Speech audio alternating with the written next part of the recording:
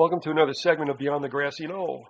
And our guest today is somebody who has been a bit of a correspondent, more or less, for a little bit of time, I guess probably over a year. He also kept in touch with the Uticans for 9/11 Truth, Andy Sr. and Herb Smith. And so we all kind of exchanged emails and got a pulse kind of what was happening in each's venue. And his name is Jeffrey Long. He is involved with the DC 9/11 Truth Movement and also with a publication called the Rock Creek Press, which we'll talk about as well. But Jeffrey, listen, thanks for coming on. Glad that you were, willing to talk about, what you saw on your watch. Well, I do appreciate that. Thanks for getting me on here. Well, let's do this. Okay. As encyclopedically as you can, in terms of being supposedly objective. Can you tell us about the origin of the DC 9/11 group, when that happened, who were the driving principles in it, etc.? What I can do, I can do a part of that because I got into the group about 3 years ago. 1 October, so just a little bit over 3 years ago. And when I got there, when I heard about it, maybe it's almost 4 years now. I heard about the group through a listserv somewhere, and had moved up here recently for a job up to DC, and was looking for somebody to actually talk to about this kind of stuff. And when I found the group, when I first got there, I'd gone to about 4 meetings in a row. They'd hold one once a week, and I was just getting my feet wet, seeing what was going on, just sitting in the background watching. And what I sort of learned was that the group had started maybe a year and a half before that. Just a couple people. People involved: Matt Sullivan, Dave Schlesinger, a friend of mine, Joe, just a couple other people. But it just kind of started up, seemed like organically, for a need for the people that were getting into 9/11's research around the DC area. So I got into it maybe a year and a half, 2 years into what they were doing. And at that point, there were probably about, looks like 20, 25 people that were going to the meetings. And one thing that I've noticed after being in it for so long and working with a group is that between 20 and 30 people is where the numbers stay. It's never really grown. It's always stayed around that same amount. A couple people might come in, hear about the group, want to check it out, come and sit in a meeting, but then the people would never return. Do you think you ever had any unwanted visitors, so to speak?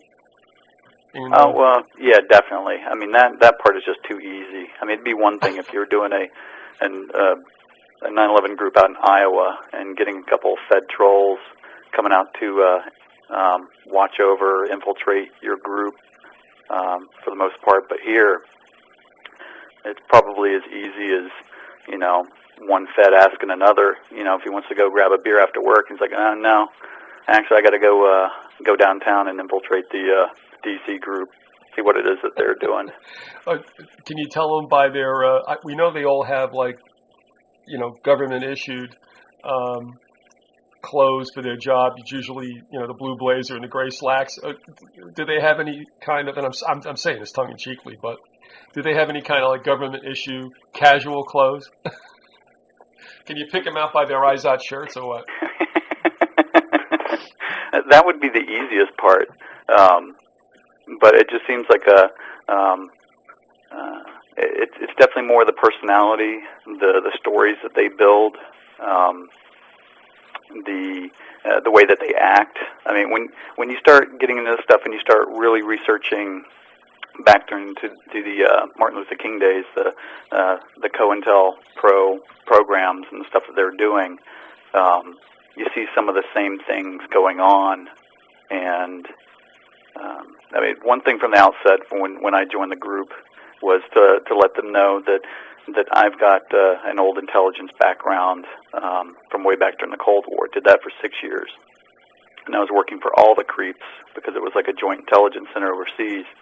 And the stuff that I saw that was going on at that time, once I got out, I was happy to be away. They tried to keep me in, but I mean, I was working for all the jackasses, and I just didn't like the stuff that was going on.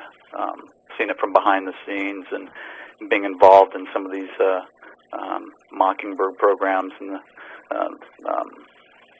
what we were going after against the Soviet Union at the time. So well, let once me I ask was you done this: with that, I was just happy. when you use the terminology, they wanted to keep me in. Did they do that by way of sweetening the deal, or by kind of wrenching your arm behind your back? No, it was more when I told everybody that I wanted to get out. That a lot of my friends did, because I was in Air Force intelligence. The Joint Center was all branches of DoD, and it was CIA, NSA, DIA, NVIC, everybody that you could think of, and the people that don't really have acronyms, and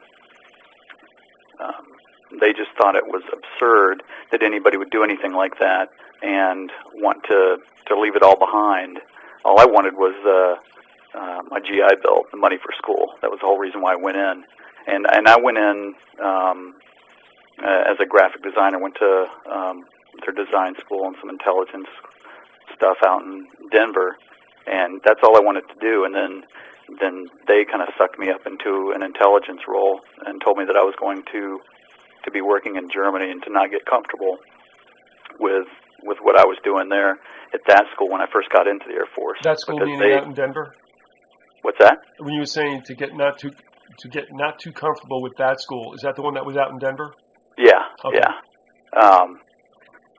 They, even up through basic training, they kept pulling me out of all the classes that I was in, and they kept sticking me into these rooms with a couple other handful of people that I never got to talk to. But they were always giving us these battery of tests, all these psychological tests, and all I wanted to do, being an artist with my background, wanted to do graphic design, was just do that for the Air Force. I wanted to stay on at the school in Denver. My idea was that I would do my whole term, wind up teaching at the school, because I'd already looked into that, and get out from that point and just move on. But with all the tests that they kept throwing onto me to do, I could see how they were trying to manipulate me into a certain area to see if I would, at least from what I could gain from the test, that if I would be willing to do certain different things in different programs in the Air Force. And so I was purposely manipulating as best I could these tests so that I'm like, well, no, I don't want to do that. I'm afraid of heights. I'm afraid of weapons. Whatever it seemed to be pointing to, I was like, no, I would just fail as best I could, and did that for several weeks. And once I finished basic training, got sent to Denver. That's the point where everybody's getting their orders for their schools, and a few of us, they said, don't get comfortable. You've already got orders for your next duty station. And that's when they told me that time for me to start filling out my paperwork for a background investigation by the FBI, because I was going to be filling an intelligence slot doing graphic design over in Europe for this Joint Intelligence Center. Okay, so how did that work out? Did you just do a 4-year hitch and leave? I did 6 years. 6 years. And that was through the end of I did all that through the end of the Cold War. And once the Soviet Union supposedly fell, of course, the more that we look back in history and see what really went on with that, we see that there was a lot more at play there, and there was just more of more of a control issue and a fake banker war, just a way for them to create opposition and for the military-industrial complex to make a ton of money. So I helped get the intelligence unit closed down and moved over to England at that time, and we closed down the unit that was there in Germany and kind of give it back to the Germans at that time. And because the end of that part of the Cold War, part of what we were doing, we were flying spy missions every day through the Berlin corridors at the time for almost 50 years, and that part of the program had closed up at the end as well. So it was literally just a handful of people left to close everything up and hand over the keys to the Germans at the time. So I had told them that, I didn't want to test I was an NCO, and I did not want to test for staff sergeant. And they just thought it was absurd, and they were trying to keep me in. And I just said, no, I just want to go back to the States, go to school, and do what I really want to do. So there was a lot of pressure that way. And the same thing with them telling me that how important my clearance was, and for the kind of work that I did, that I could easily transfer into one of the private sector areas or one of the Fed sectors. And I was like, no thanks. I've seen a little bit too much, and just I don't really approve. That was the point that I moved on. So what brought you to D.C. obviously was another employment opportunity, wasn't it? Yeah, out of Florida, and that was 2005. So I came up here for a creative director's position in the Northern Virginia area, just over the bridge from D.C. And I've been here ever since, even though I've worked at a couple different places. But same thing, I've been doing graphic design for the last 20 years or so, a little bit more. I just happened to start out with my career doing it in intelligence for what seemed to be just the way that we've grown up, the Cold War, the Red Menace, and everything they kept pushing down our throats, protecting ourselves from the Soviet Union. So I wanted to do my part, and once I got into it, I was like, there's a lot of sketchy stuff going on here that I really don't approve of.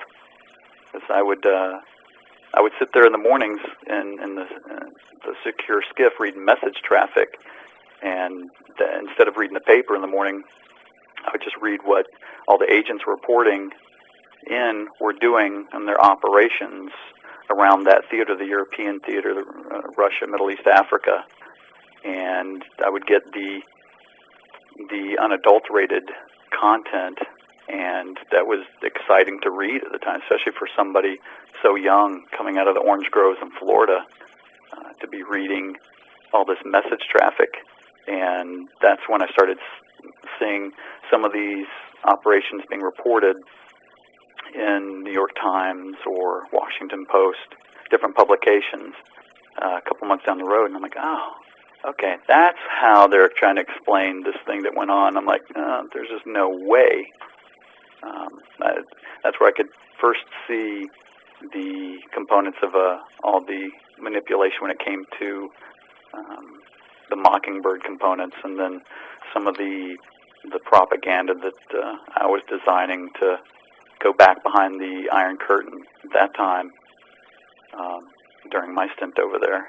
So that's when I just didn't put any faith into the media whatsoever. I could see that that it was being manipulated. I can't remember what it was being called for what we were doing.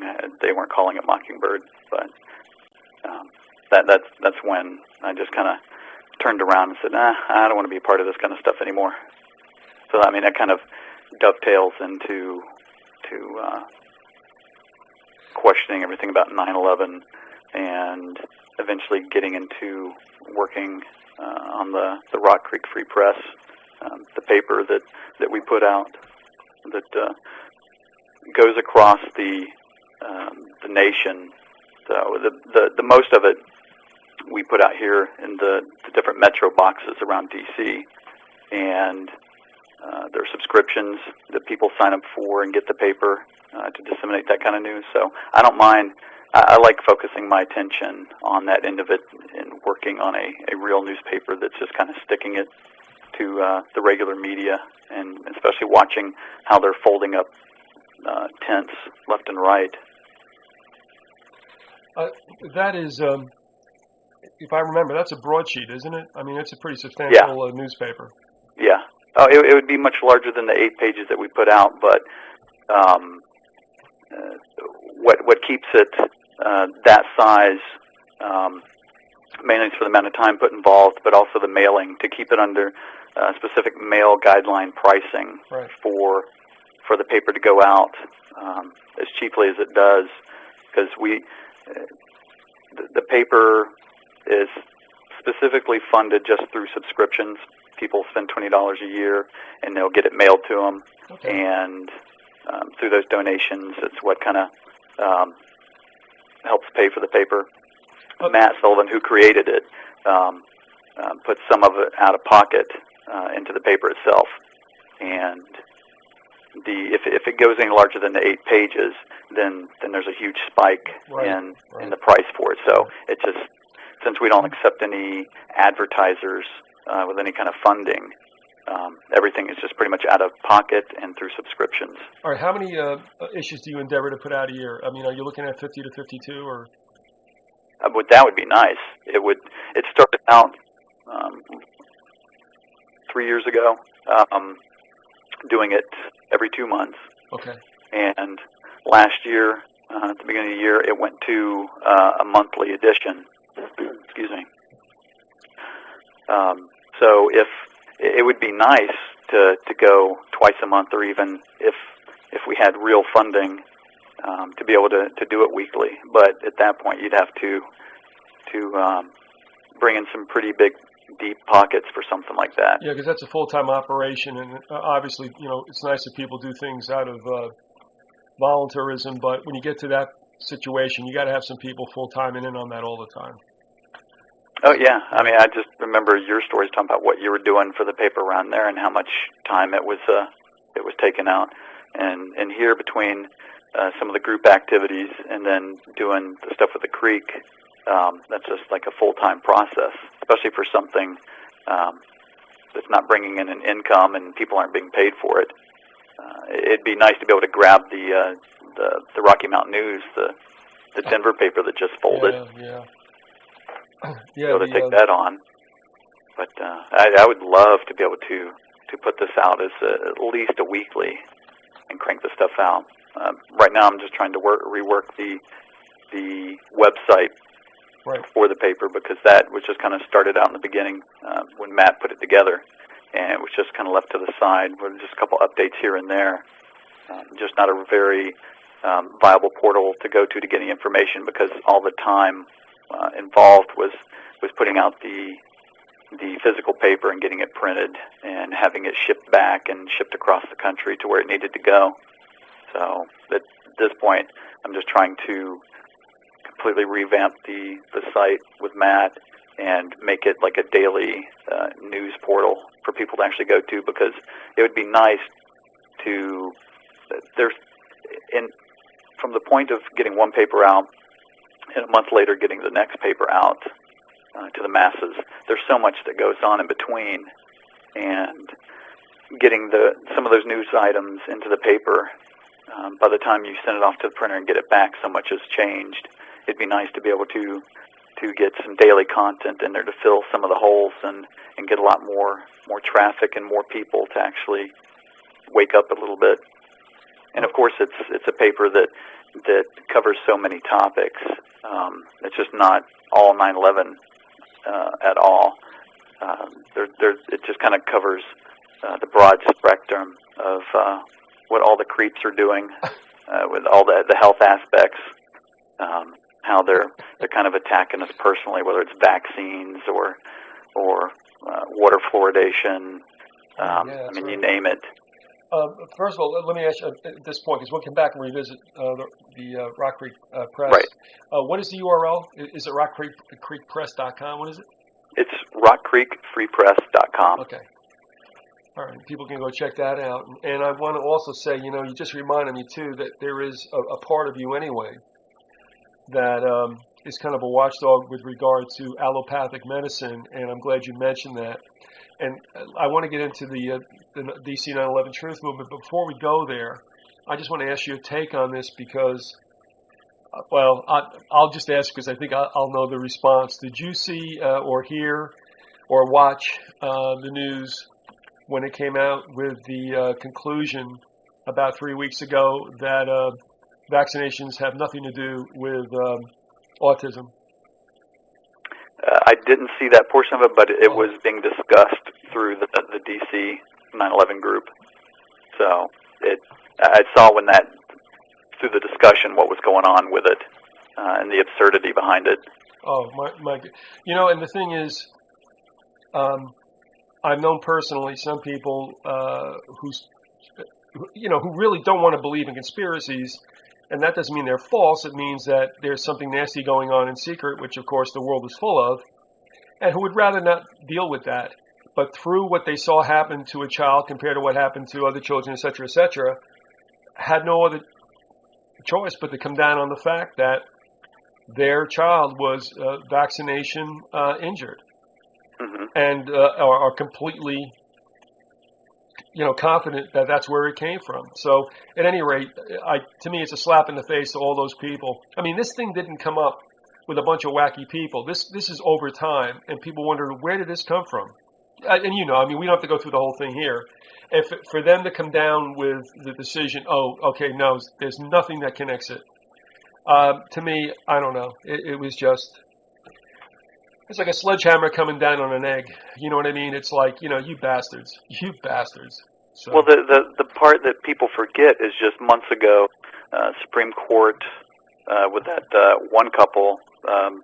I think the husband was a lawyer, the wife was a doctor. I can't remember which, and they were suing, and they actually won in the Supreme Court. And that's when it came out, originally saying that vaccines are tied into this, and they do cause autism. And then with a little bit of digging, then you see that there's actually a vaccine court. Why would they have a vaccine court? And then it goes back to like 1988 with this law where they've been paying out families. I think that there are like 11 major cases where they've paid out families due to the injuries caused by vaccines alone. So people have a short attention span when it comes to something like that. And I've also noticed too that a lot of people that I cannot talk to about 9/11 and even bring that up as a component that something shady was going on, that you just can't trust your government. That you never really could, but everybody seems to think that they can put faith in their surrogate parents, their Uncle Sam and Lady Liberty, yep. As if they're, they keep getting beat over the head by these nasty parents, the federal government, and then they keep running back to them as if they're going to save them. But go ahead. No, Jeffrey, I just wanted to resonate with you. I was with a group in back of somewhat of a health and organic meat and poultry and dairy provider. They all knew that the government was giving it to them with regard to, obviously, the purity or the lack thereof of the food they were eating, and ironically also trying to close down those outlets, that did not get involved with that kind of defilement of the product. And of course, they're the ones that the USDA and the FDA clamped down on. So they understood that government was giving it to them in the rear end. But then when you suggest to them that same government, by the way, is also giving it to you in the rear end about 9/11, a lot of other things, man, they turned on me like I was a raw piece of beef in a coyote, huddle. And I'm like, you idiots. And I just said, look, and I had to get out. I said, look, good for you. Yeah, Ron Paul's going to save the day. Right. You know what I mean? And I don't have to say anything more. The government that you know is giving it to you is giving it to you there too. It's the same damn government, idiots. Well, it's the same corrupt system that everybody keeps thinking that they're going to get into the corrupt system and change it for the better. It's bad from the get-go. It's just not going to happen. And I don't mean to trivialize it. And I got to put this on a website. I've been holding it back. A listener sent it to me, and I'm sorry. It's sardonic and it's sarcastic, and but it's the truth. And that is from the movie Spinal Tap, a photo of them turning up the volume to 11. Yeah, right. Because they don't get it, you jerks. But it's 11. It doesn't matter. It's the U.S. It doesn't matter. It's all the same thing. It's all corrupt government over people, and you guys don't get it because it's 11. Need I say more? Yeah. Well, I see the 9/11 as being the televised 2-hour movie of the week. It was the shock and awe portion of it that they needed to get people to buy into all the garbage that they were going to start pushing out. Because up to that point, you could still hear people bitch and moan about hearing some politician on TV talk about whatever it was, and at that point, they're like, oh, but they're just a politician. Nobody believes anybody up on Capitol Hill. To after that day, everybody just falling in the line because they were so scared at what happened, and they just don't see it as a component of a much larger picture plan, whatever you want to call it. I mean, it was just a huge televised black op that got everybody to fall into line to tell this creepy story.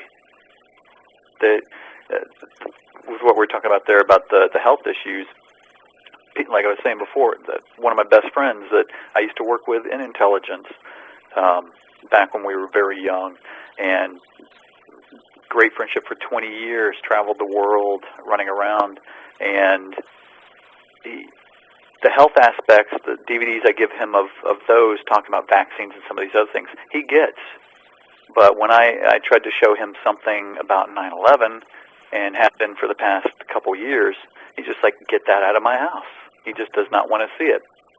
I told him, just hold on to it, maybe you'll look at it later. He's like, no. And he'd just start laughing uncomfortably. Get it out of my house. I don't want to see it. And he actually took it and dropped it on the floor. And then he started getting copies of The Creek in the mail, and then he called me up and just railed on me one morning on a voicemail, just told me to never call again, never email, don't write letters, nothing. He was done with it. And I just think that he's in fear of actually dealing with what actually happened, and that he knows in the back of his mind that it's true, because he's a very bright guy, works for an Ivy League school, and he's just afraid of, he just brought 2 new family members. He's got 2 young kids, brought them into the world. He's working for one of these creepy Ivy League schools, and I can only imagine. I don't have any kids. I'm not married, but at this point, there's just no way I could bring anybody into this world knowing what's going on, and the more that I get into all this stuff, I just, for the most part, when I can't get some people outside of that friend of mine to look at anything about 9/11, I show them. I've been going this whole route over the past year and a half of pushing the disease industry and exactly what it is, just another financial grab, and what they're doing. It's like some sort of slow eugenics program, and they get that. Because they've been dealing with this health stuff for the longest time. Oh yeah. And once they realize how bad, how deep it goes, then some of these people will actually start buying off onto some of the 9/11 issues. They're like, oh wow, okay, now I finally get it. I can see. They see the same model, the same playbook in play in the health industry, the disease industry, the U.S. education industry, you name it, and it goes right back to the same things. A lot of times you see the same board member CEOs that are part of all of those other components, whether it's health industry, insurance, financial, that sit on the boards of ABC and Boeing and the other things, and it just it all ties together. I just think that what you were saying before and what we're talking about, with looking more at the 9/11 movement and the direction that it's going, I think that it's pretty much stalled. There is, we're 7 years into it, 8 years into it now. Kind of jumped the shark, and I think that they did a great job of getting a lot of this stuff to implode. I think it was originally created from the outset. I think it was a completely controlled movement when you start seeing certain players involved in the way that these certain people were acting, how they build up their street cred, get propelled pretty quickly up to the tops of the ranks of this movement, and then just do something to get that component of it to implode or get you derailed off to the side into a corner to bicker back and forth about something that doesn't really matter without looking at the larger picture.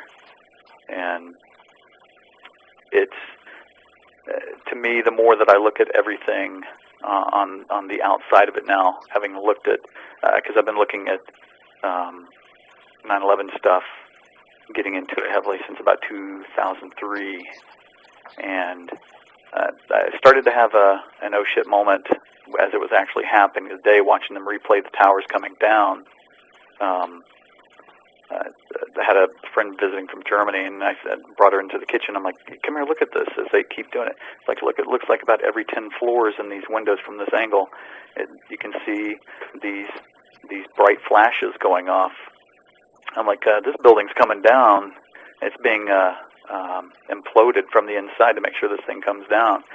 And from that point up until about 2003, I completely forgot about it because they kept replaying the same stuff over and over again. And I forgot about it. I didn't realize that until later, that I'd even seen something like that. But I just remember Bush going into the elections, running up on all his stump speeches, talking about this coming recession. That's all he kept talking about. I just remember that. He gets placed into his dictatorship, and we're going into this recession. Then we have this 9/11 black op, and the next thing you know, we come out of the recession because now all this federal money is just flowing everywhere through the military-industrial complex, creating jobs, the security apparatus that were going on. It just seemed like it was a way to keep the U.S. economy going for just a little bit longer while they could bleed it just a little bit more. Well, that now that we're at the end of it, it's like that was one of their last-ditch attempts, and now they're just kind of run dry on everything that they're doing. And now that the economy is just completely tanking, and it looks like we're going into like a really nasty depression soon, that they probably don't have enough time to actually pull off another 9/11 style event, because it just seemed like it was a slow release, like a steam valve, that it was going to come out eventually. Mm-hmm. That there were inside components. It was a false flag operation, the whole thing.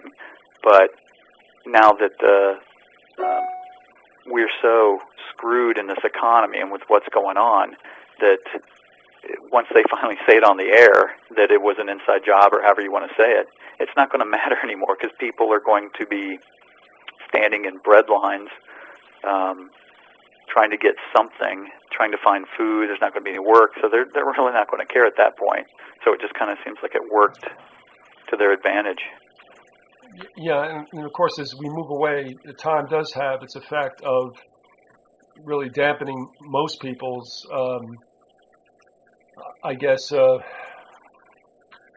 desire or impetus or doggedness to keep on the trail of what happened on 9/11. But, and this is where I want to bring it to.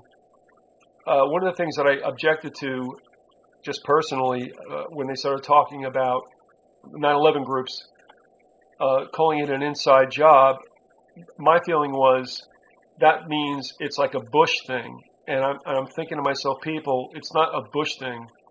It's a government thing, and it's been going on since the beginning of the 20th century. Mm-hmm. You know, McKinley, a Republican, presided over the Maine incident. Interesting also with that, when they were trying to come down to what exactly happened, it said the Army carted away a certain portion of the hull. Okay, it's like, why? And then of course they sank it to the bottom of the ocean, so nobody will ever ask again. Of course, if anybody tried to, I'm sure that there would be a problem there. Of course, they could do that now. Funny, they keep looking for the Titanic, but they never talk about the Maine. Yeah. Well. Well, but I mean, you had a Democrat over the Lusitania, which is Wilson, and you had FDR over Pearl Harbor, Democrat. I mean, so it doesn't know any party. Government kills people when it needs to advance an agenda. They have no problem with offing any number of the herd, the masses, when they want to advance something. And guess what? They keep doing it because it always works. And it worked for a lot of the dumbhead Americans because of 9/11. But the inside job thing I always felt was attaching it to Bush, who's just another whore that they plop in the White House who does not have a clue, just like Obama doesn't have a clue. Mm-hmm. And I won't say that, Clinton and the rest of them, some of those are real slick tricksters, but they know why they're there. Nobody advances their own agenda, or you get killed. Mm-hmm. So, you jump the reservation, you're done. Yeah, and I mean, everybody looks at Lincoln and Kennedy. I mean, they both knew the deal. Even Lincoln knew the deal back in the mid-19th century. He understood the way things went. There were powers that be even then, and we won't get into the whole connection to the old world. Mm-hmm. But he knew what it was, and he didn't have the stomach for it or the conscience for it, and he decided he wanted to change things. Bang, you're out of here. Kennedy, same thing. He knew what the deal was. He knew the rough and tumble of everything. He signed on to it. And the unfortunate thing for everybody was that he changed his mind. Now, with Bush, I didn't get into a personal thing about Bush. I mean, the guy's an idiot. I mean, it was just horrible to have to look at for 8 years. Oh, and painful to listen to. Oh, that God, was it was so part. embarrassing. Mm-hmm. I mean, Clinton could talk the paint off a porch. We all know, but he was the biggest lying sack of shit there ever was. Mm-hmm. But at least you could sit there and go, he probably could sell me my car. Yeah. And at least you were okay with that. Carter was a little glib also, but nobody was better than Jack. There's no two ways about it. Yeah. But so let's get beyond the Republican thing, and this is why I want to throw it to you. One, just give me your take on whether you thought Inside Job was too buttonholed to be a Republican/Bush thing, and also, if that is the case, or even if it isn't, has the trail on 9/11, do you feel, has it cooled with the DC truthers because, like we said before, the Wicked Witch is gone?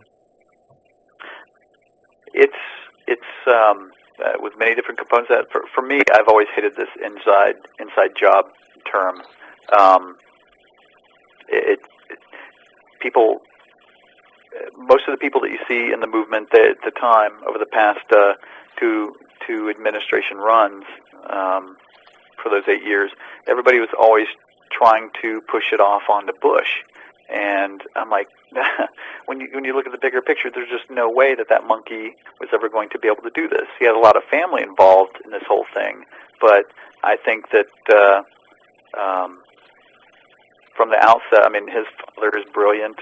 I unfortunately had the opportunity to work for him, and Dick Cheney was the Secretary of Defense that I was reporting to at the time during the Cold War.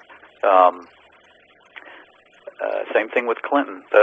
Well, that's why you see them running around now. I keep telling everybody, Isn't I'm like, that funny? you gotta be kidding me, huh?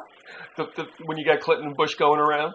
Yeah, it's like, do not see that this is not a WWF wrestling at its finest. I mean, they've been pals since Mena, Arkansas, and running CIA drugs into that airport back then when Bush Sr. was CIA director and he was governor. I just think that with Junior, when Shrub was put in there, he was specifically placed because he was that frat boy, the idiot that people could always look at and make fun of, while Cheney is, pulling the strings behind the curtain, doing everything that he's doing, so nobody could pay attention and shed light on the crap that he was doing. So you get Bush, who is taking all the flack. He's the monkey on the side while the street vendors cranking out the music. Look at the funny monkey. it'd be easy to try to tack something on to somebody that was so hated over those 8 years, and then, and I tell everybody the same thing, that everything that they did during those 8 years, they didn't do anything wrong. They're not inept. They always want to be perceived as being Keystone Cops. That's right, exactly. But you keep thinking that they are Keystone Cops. The CIA, they're just an inept intelligence agency. It's all centralized, but they just can't do their job. So they can keep doing what they do best. And you get somebody in there. Everything went well with the Iraq War as far as the people who were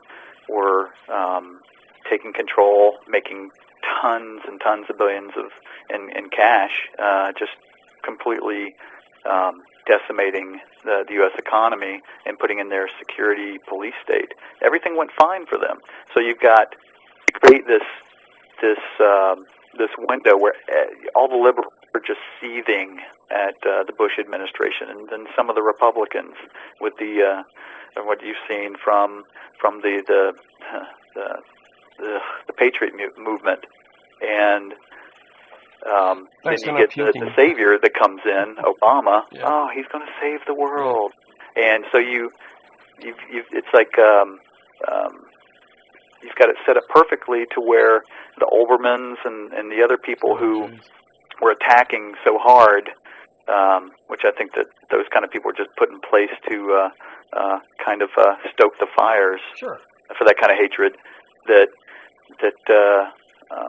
you get somebody in like Obama, then all of a sudden you see how lulled everybody was into this sleepy state that finally Democrats coming back into the White House, he's going to change everything.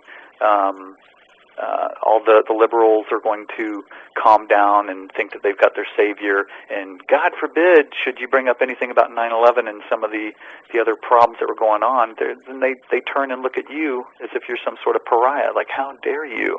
We've got the good person in now. I would also suggest, because this is all scripted, at least in my mind, I think we're agreed on that you might find that Obama, playing the role that he's been given, might be playing the role of a Jimmy Carter, in which both are fresh breaths of air that are brought into D.C. because of what is perceived as Republican cronyism and corruption and such. But you may see him exit after 4 years, and I'll tell you, if there's anybody on the horizon, it's going to be Jeb. Mm-hmm. I mean, do I care? I don't care which pharaoh sits in the Oval Office, but I'm laughing because everybody's getting all pumped up. But it could be his role to play Falstaff after in a year or two and be dismissed in ignominy out of D.C. And then guess who comes back? The Bushes with Jeb.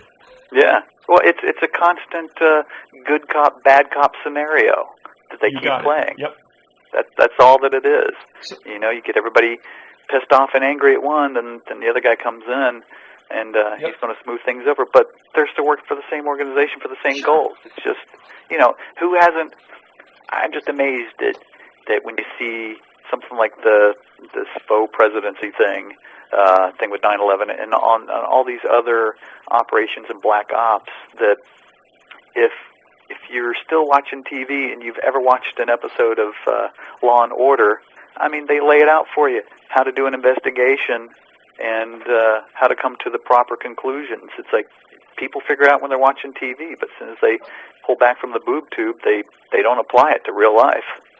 No, they don't. They don't. That's absolutely correct. I know. And what I want to do is we could. Mm-hmm. I mean, let's get into the thick of it. You were in the 9/11 movement in D.C., which probably has amongst some of its visitors or some of its charter members some luminaries, but that doesn't mean necessarily that it's any better than any other organization. And they've all had, I think, some problems. I mean, the one in New York is just like dysfunctional kindergarten. And then we also had that strange situation up in Albany where one guy recanted it was bizarre. And of course, Andy Sr. and Herb Smith watched all that and were like, holy mackerel, But so, I mean, what is going on? What's your assessment of what's taking place and what you experienced in the time you were there and what you came away with? With the DC group, for the most part, has outside of the federal trolls and agents that are infiltrating it. The real people, they're really good people. It's a much older group than most of the other 9/11 groups out there that are mostly college, Yep. 20s, some 30s, something like that. I'm the youngest one in my group. There was a high school kid that came and checked out something a few times, but I'm the young kid on the block, and I turn 40 this month. So I mean the age range goes up to late 70s in the group, and there have been some people doing different kind of activist roles for a long time, for at least as long as I've been alive. It's for the most part, it just seems like a meeting where people get together and want to talk over some issues. I'd be happier if people would get together and just want to use it as a place to vent and talk about what's gone on that week. But it just seems to be, which I was railing on in the group, sending off my tirade emails. I think I sent you a couple of. Yeah, they were good. I might not write anything for a while, but when I do, I just can't take it anymore and just do a dump. Yeah, they were good enough to steal, Jeff. Yeah. It just seems like it was, for the most part, just these 9/11 truth buffets. You know, people would get there and then they'd meet at the restaurants and talk some, but just sit there and gorge and talk about some of the esoteric topics. And then it would always turn into some sort of agenda-driven meeting. It was like some bad PTA meeting. And what I kept saying was that with the style that it was set up for getting because these people were friends of mine, some people that, a couple I just don't care about, but for these events, some of these events that we're trying to put on, they were just time hogs, and we do some of the same events every year, and there's no reason why it would take 4 months to set up something to go to a county fair and put up a table and do a tabling event to get some information out to where we pay the fee and get in and push our own propaganda. But you know, we had to have this committee, and then these subcommittees report to this committee to do this, and after a while, I'm like, no, thanks. People ask me, well, do you want to help out with this committee here? I'm like, no, not at all. It should be, we should be able to take care of something like this through email, calling people. It's very easy to do. And I just got so fed up with that portion of it once Matt Sullivan, who pretty much chairs the group, and I can see that he's fighting it most of the time because he's trying to get people together to do something that is always drawn out, that people just drag out for too long. He found this other outlet. He thought about doing podcasts for a while, but there are a lot of great shows out there like what you put together that people are so good in that respect that there's, you know, why recreate something like that. So he decided to start putting together the paper, and once that started coming out, that's where I decided to start focusing my attention. Do you feel much rather pull away from the actual group dynamics of it and spend all my time focusing on the Rock Creek Free Press and getting that out and helping with the graphics and editing and there's a really good component of the group that I like dealing with in the DC group that focus a lot of their time now on the Rock Creek Free Press instead. So it's slowed down quite a bit, and we actually focus half our meetings now on bringing in articles for it, editing the paper, and when it comes in, we'll actually have folding and labeling meetings to where we get the stuff ready to go out by mail and get it distributed around the DC metro area to all of our news boxes. So maybe it's because it is an older component, but one of the things I said in that email that you saw was that if we're going to do something like this, stop having these meetings in these dark rooms in these restaurants where, for the younger component around D.C., they can't afford to go to these restaurants and eat. And when they do show up, it doesn't seem like anything's going on other than this PTA-style meeting agenda. Why don't we, when the weather's good, sit at, DuPont Circle or whatever, at these outside pubs and have all of our propaganda with us, our signs, the papers, and sit there, have a good time, a happy hour, but talk about all this stuff. Yeah. And most of the people in the group balked at it. There's just no way. If it was summertime, it was too hot to do it. If it was winter, oh, it's too cold. So a few friends of mine and I would get together, and that's what we would do. We would just go sit at these places and talk about it openly in public, and that's how we could engage people in a much easier, friendly way. And people could hear us talking about it in public to the point of like, oh wow, I guess it is okay. And we would hear a few people come over, or they would hear it and come over and want to discuss what's going on. And you could just have a nice dialogue going back and forth. I mean, that's how we got that John Judge intervention interview from Kramer's that one night that you might have listened to. Do you want to explain what happened there? John Judge, he's a preeminent supposed researcher of the D.C. area. His claim to fame is JFK research. He runs the COPA events, the Citizens on Political Assassination. So he does a meeting every year in Dallas for Kennedy, I think Atlanta, L.A., for the different assassinations. And apart from that background, somehow he got into working with the families for 9/11 from the outset and getting on Cynthia McKinney's staff and running that component of it.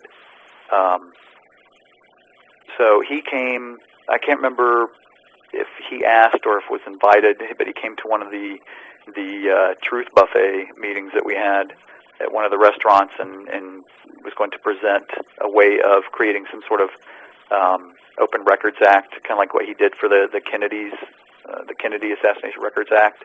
And he just seems to be one of these kind of time wasters that will bog you down in these programs of going up on Capitol Hill and trying to get these record acts, which just take like 40 years. But he also believes that a 757 impacted the Pentagon. Well, that was the biggest component of what bugged my friend Lynn and Aaron and I the most. That for somebody who's a preeminent D.C. researcher, he states pretty much for his view that he says he's a 9/11 researcher, but he believes the official story completely, except for the NORAD stand down. That's his only problem with it. And he thinks that, like you said, a 757 crashed into the Pentagon. Well, that's a big problem. And what I point people to most of the time is years back when Dave McGowan was just tearing apart John Judge's theory behind that. John Judge has supposedly one of his best friends, a COPA member, somebody who helped, I guess, she's a JFK researcher and helped set up this COPA event, happens to be one of the sky waitresses, flight attendant that was supposed to be on that regular flight, but got bumped for whatever reason, didn't catch that flight. Well, that flight crashes into the Pentagon, and so the Department of Defense and the government calls her up to come help out on the crash scene, and he says, well, because she's a sky waitress, and dealing with airports, she's got a security clearance. I'm like, no, jackass, completely different. Having access to an airport terminal as opposed to a government security clearance for working in intelligence matters. But He says that they called her in. They're shuttling her around the Pentagon. They take her into the hole. He first says that night, and then it turns out it's like a week later, then 9 days later. She's supposedly on the scene, walking around in this hole where this plane supposedly went in with all this debris, and she didn't see any, or what she saw were pieces of the plane, stuff that she recognized from the aircraft that she's supposed to have been flying on every week.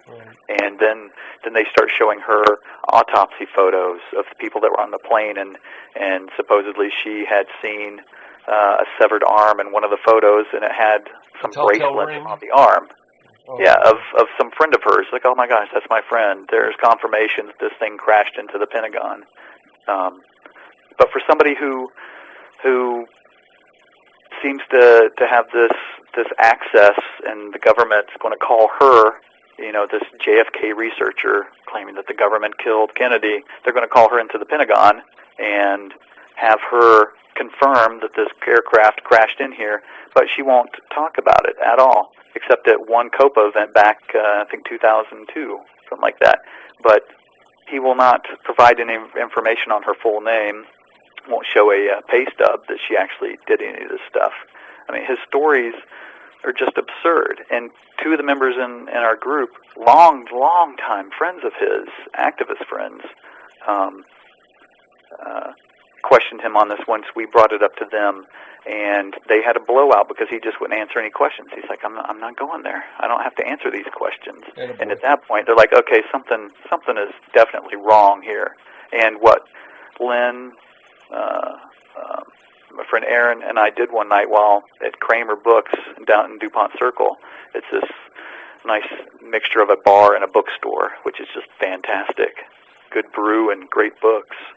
And we were sitting there late into the evening, and it was almost 12:45 when we were leaving, going to the bookstore, saying goodnight to each other, when I hear John Judge's voice. And next thing I know, Lynn and I realized that our friend Aaron is being attacked by him verbally on the other side of the bookstore. And so I grabbed my recorder. I'm like, oh, well, this is the chance to ask some of these pertinent questions of him. And we get to the other side, and at that point, we get into it with John Judge. I'm pretty much just holding the recorder between both of them as they're sparring back and forth. Aaron left in disgust because it got very heated up to that point. But Lynn did a fantastic job off the cuff asking all these questions, and I was able to record the whole thing and upload it to archive.org, where anybody can go and download it and check out and just see how absurd that this character is and being a supposed 9/11 researcher for the movement. But do you remember I don't even know the sites there anymore. I mean, this shows you how much it means to me. Mm-hmm. It may be there in the memory hole or something like that, unanswered questions. Mm-hmm. And I mean, some of the principles that got involved in that, to me, are the biggest quislings, I think, around. And I'm sorry to say it, but I mean, Judge is one of them. Kyle Hentz, I mean, I don't know. I mean, Catherine Austin Fitz, I don't know. They jumped to the front. They started taking control of this, and I don't know really where it went. But I mean, to even talk about the fact that a 700 series Boeing hit the Pentagon, I mean, is ludicrous. I mean, we're not going to go into this whole thing, but I mean, I still sit and I think about the Emperor's New Clothes. Mm-hmm. You've got two planes that disappeared upon impact, which has never happened ever in aviation history. Don't even tell me about, this, that, or the other thing. I mean, the Everglades they talk about when that plane went down here, and it's like, come on. I mean, there was plenty of stuff around. I mean, the Everglades are murky, and it hides a lot of things, but they didn't bring sharpshooters in there because there weren't any bodies floating around, and the Gators weren't interested. You know what I mean? Right. It's absolutely fatuous. And I mean, for someone like Judge to get on the side of that, and that whole crew, I don't know, it just stinks. Good. I'm sorry. It seems to be that day was the only day that the laws of physics did not apply to specific plane crashes. Yeah, in certain sections of America. Yeah, it just they were.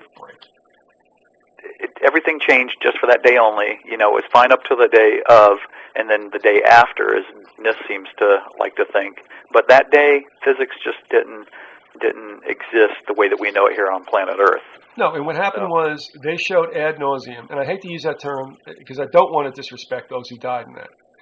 3,000 person body count is horrible. But everybody, one of those people is a cousin of mine, and I always go that angle when somebody's like, "How dare you talk about these people that way?" I'm like, "Hold on, jackass. One of those people was a family member of mine, so don't even." It's like I'm involved that way, and I'm questioning the official story. You know what? I'm going to guess also that there are many more family members who know it stinks, but what is it going to rot? You know what I mean? But, you know, to me, if it were one of mine, in fact, you know, I had a former neighbor in Jersey who didn't come back, and another one across the street who was in security, who got transferred to Harts Mountain or Richfield Park and escaped that. But the thing is, no, I want to know what happened. Don't tell me about I'm disrespecting anybody because I'm saying, you know what you tell me stinks. So, no, it's not a matter of disrespect at all. So, I mean, they play that card all the time, and that's bullshit. Yeah. Excuse my French. There's just certain protocols involved when anything like this happens, and I'm sorry, they didn't follow any of it, so I have questions. You know, when a plane crashes, NTSB is supposed to take care of it, not the FBI. There are just certain protocols that are set in stone, that it just happens that way. It was, I mean, I worked on plane crashes, part of what I did when I was in the Air Force, always investigating Air Force aircraft, pilot crashes. And of course, the generals are always trying to, like, well, you need to make sure that it does this and it says this kind of thing. And if you're going to design this part of the component, it needs to look like this because it has to look like pilot error so that the family can't sue the manufacturer of the F-16. I mean, that stuff was just going on all the time. It was, it's just endemic of the whole system. I mean, I remember telling you that before. I think that they yanked me off Pan Am 103 as I was supposed to get on that for some mandatory vacation that I was supposed to take back to the States, me and another guy that I worked with, and heading to the airport in Frankfurt. They're like, "Oh, here, give us those tickets. We got you a different flight.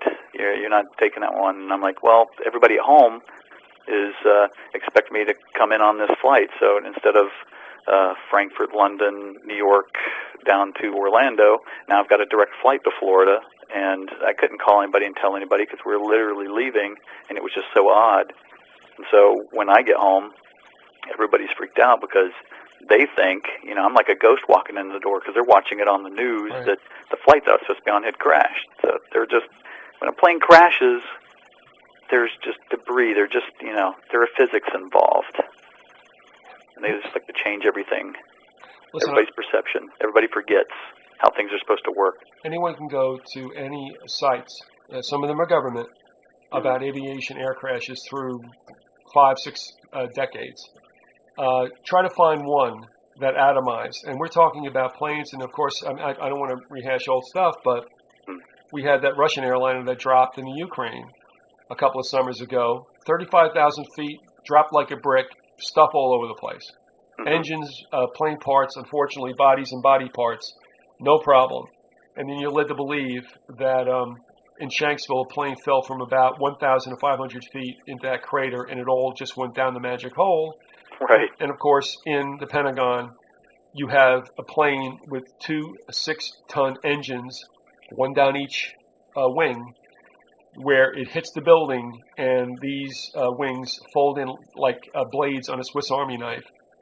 And the engines don't drop outside, nothing happens. I mean, it's absolutely insane. And of course, afterwards, and you know this too, Jeffrey, I mean, they come out and they mocked up a bunch of, beauty shots. Like that famous piece of what it looks like American Airlines skin, like sitting there in the lower right-hand corner with the Pentagon in the foreground. It was like they did it at Sears. Yeah, the prop piece, you know, the set, the movie set. And that's one thing that one component of this 9/11 movement, this 9/11 bowel movement, and how constipated it is that just how they do, especially here in D.C. I mean, you've got this left-right camp. It's the Democrats and Republicans. You see it in the bars and every place. Same thing with like the Pentagon. Don't go there. Don't look at that information because it's just a honeypot.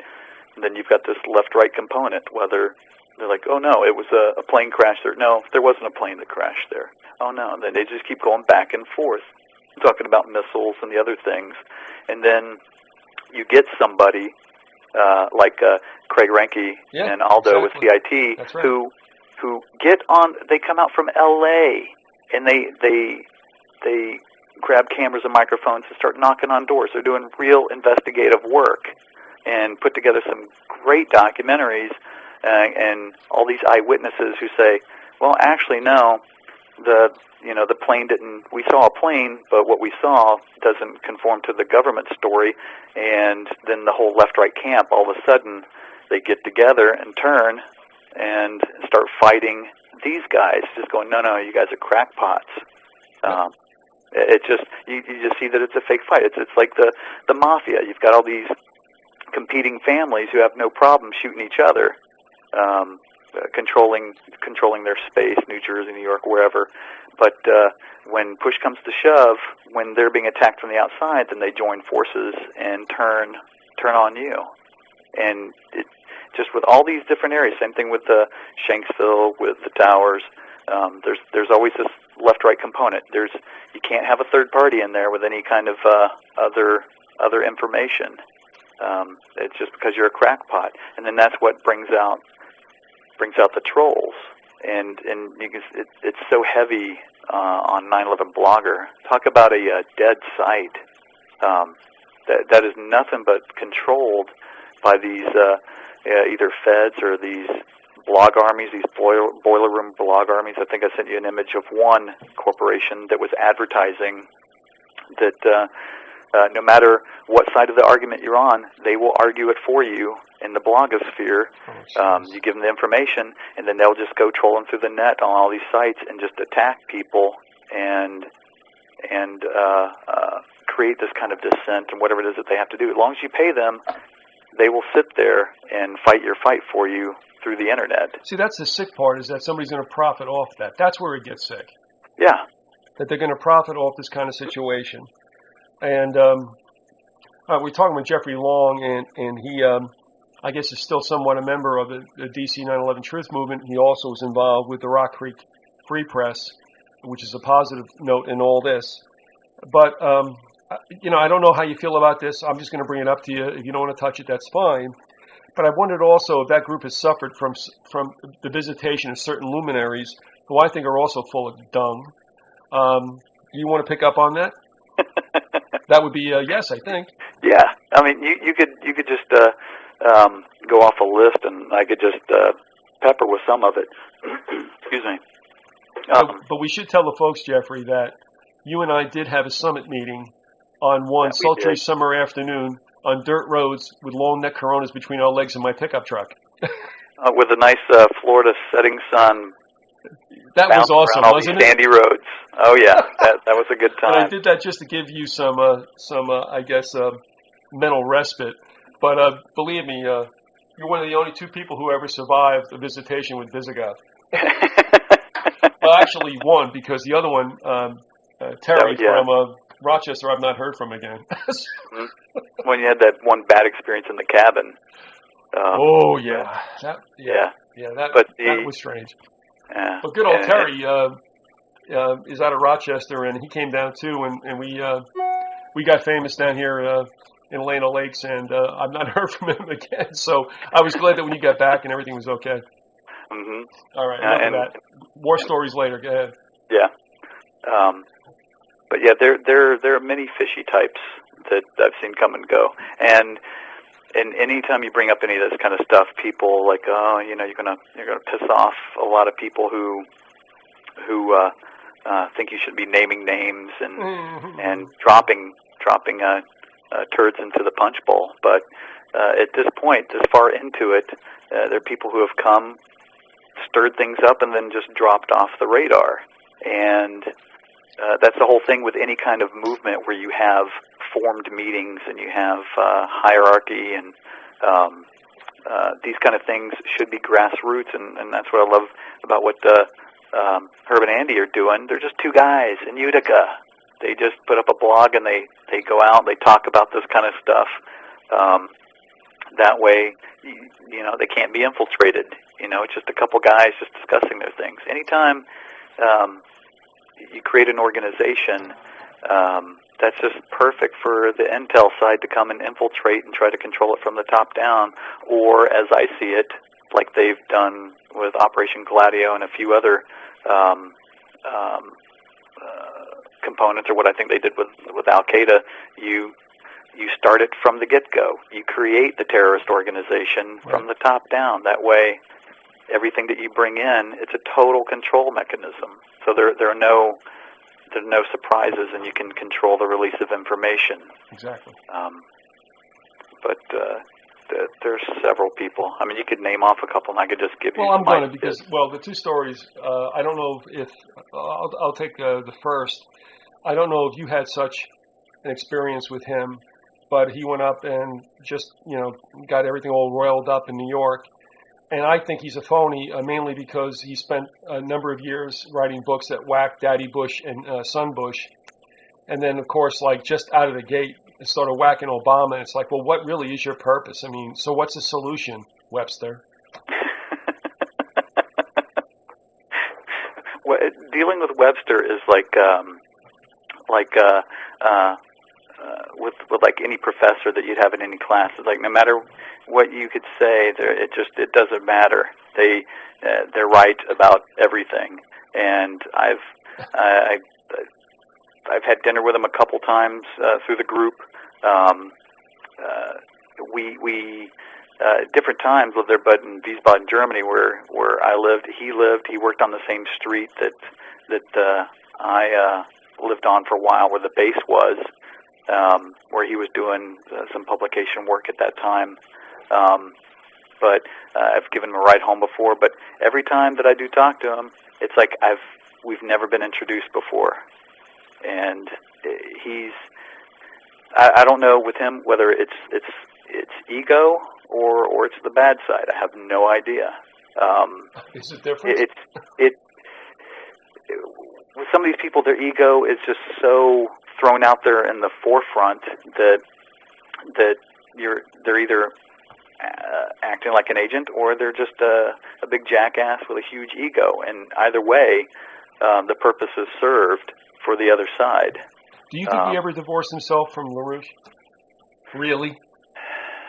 I think it would be kind of hard to do. I mean, that's one thing my father said when he was reading one of those books. And once he got through the LaRouche component, he's just like, oh, God, I don't know if I can read anything about this guy now after seeing that.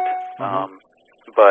And people could say the same thing about me, having done work for CIA, NSA, and all those other jackasses. That at least I always joke about it in the group that I'm the one outed spook, and I'm like, hey, I'll show you my resume. Here it is. You can go look at the information. And but of the course, thing some about of our Tarpley, though, is, I mean, you spend this time whacking two presidents. That's fine, okay. And then, of course, Obama comes around, and he's not even been elected yet, and he came out with something there. And Andy Sr. had an exchange with one of his publicists, and really what it comes down to is the guy's trying to make money. So, I mean, if all presidents suck, what does that tell you? But, of course, that isn't part of the paradigm. And the other thing I'll say, and I'll say this, and it's not Jeffrey that's saying this, and that is, to me, the LaRouchian group is nothing more than a backdoor to world government, because if they're so concerned about the United States, I find it strange that they have, global chapters, and there's some interesting stories about what happens in Europe also. And I tell you, I had dealings with Anton Chaikin, I'll say it, and Jeff Greenberg, and I think they suck. They're nasty people, and I think they suck. So anyway. Mm-hmm. So yeah, the only positive side I see, and only even know if it's like a limited hangout, is that 2 years back, maybe a year and a half back now, where he was outing a bunch of probable trolls at the time that definitely seemed like paid agents or cubicle blog armies working under one assumed name.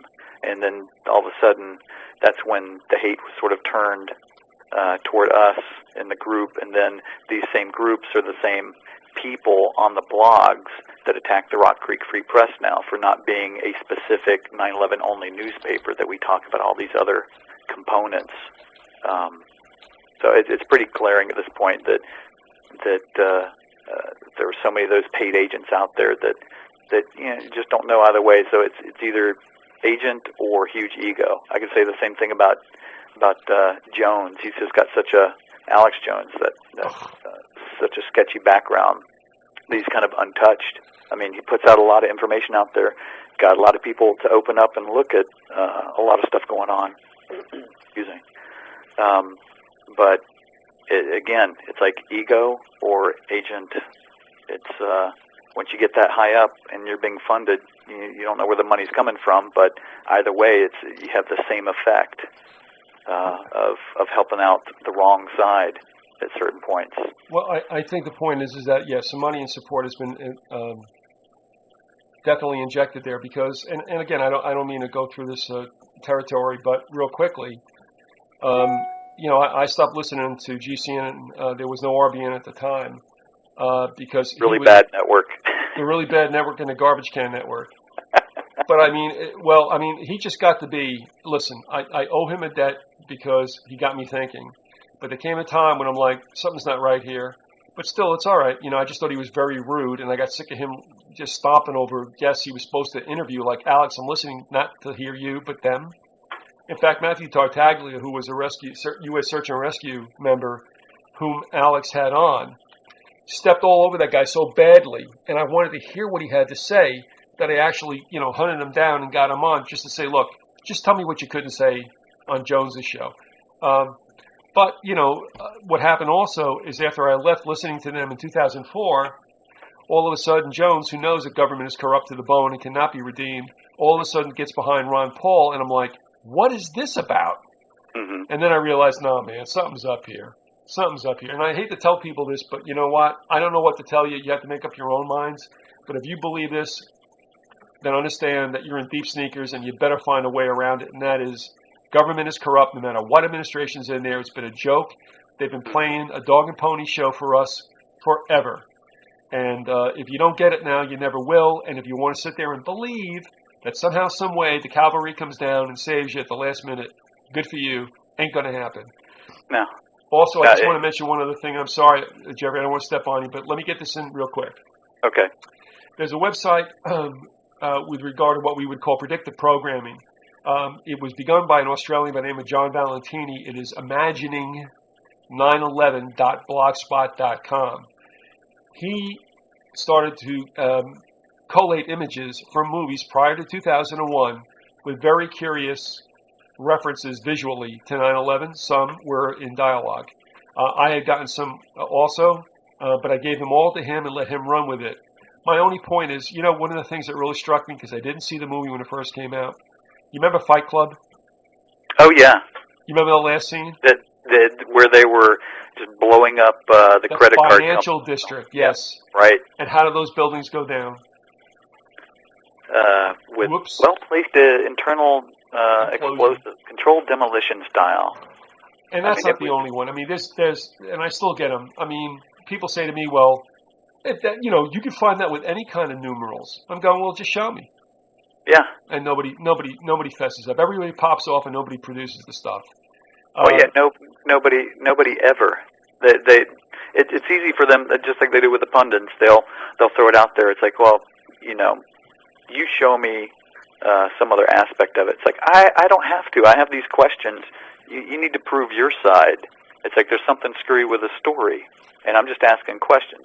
You prove the other point. That's all you got to do. But they never want to do that. They just want to completely...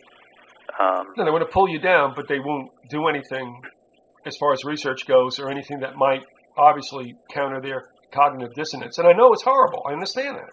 Yeah. But that's life. Yeah, that's the way it's been, and that's what these people have to understand. That's the way of the world. And and the government could not care less about us. And those who run the government, who don't run for office, could not care less for us. And I just want to mention one thing. There was a book that was sent to me by somebody who's done some work on 9/11, John Gannon, who is now out of California. He sent me the book City in the Sky, The Rise and Fall of the World Trade Center. I'll read this later on, as I have also some text from, if you might remember, some PBS broadcast, The Center of the World and Why the Towers Fell. Mm-hmm. if you really want to go and whack somebody upside the head for what happened on 9/11, go find the Rockefellers. Really, they put them up and they took them down. Yeah, well, you look at it when people talk about, oh, well, you talking about some conspiracy where some people got together and they created this out of a boardroom.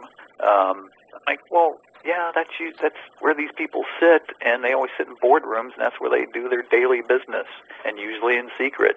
But it's a confluence of interests across the board. You don't have to have every component of it, everybody sitting in some grand boardroom talking about what they're going to do on 9/11. But you have all of these vested interests that people, it's just like the mafia.